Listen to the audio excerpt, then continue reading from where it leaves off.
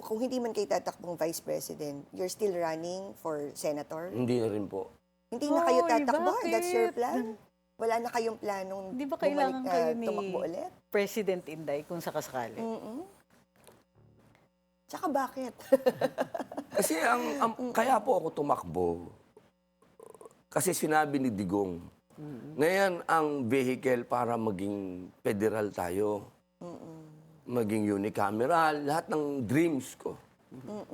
Eh, mukhang matatapos na po yung 6 na taong ko, wala pa akong nakukumbinsing senador na mag-federalism tayo at mag-unicameral na lang tayo. Kasi ngayon po, bicameral tayo, ang laki ng gastos.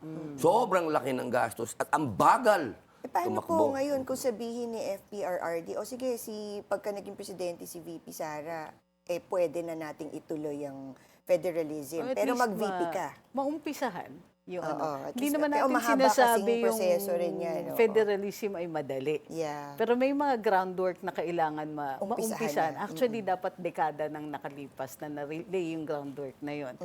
Pero alam ko Naumpisahan yung... na during his time. Oh, yung ibang pinagdududahan ni PRD dati, peace and order, insurgency, magiging issue yon. Kailangan isolve yon kung patungo tayo ng federalism. So assuming, baka nga maisulong pa ninyo yung federalism kung vice-presidente kayo. Ngayon kasi, tingin nyo, majority kasi, Siguro and you kung don't have the halimbawa numbers. lang po makakasama sa plataforma. Halimbawa,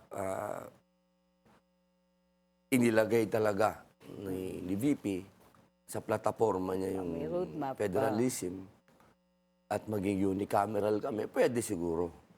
Pero kung aaksahin ko na naman yung 6 na taong ko na sa pagpupush nito at hindi naman mangyayari, malagaan ko na lang yung mga anak ko.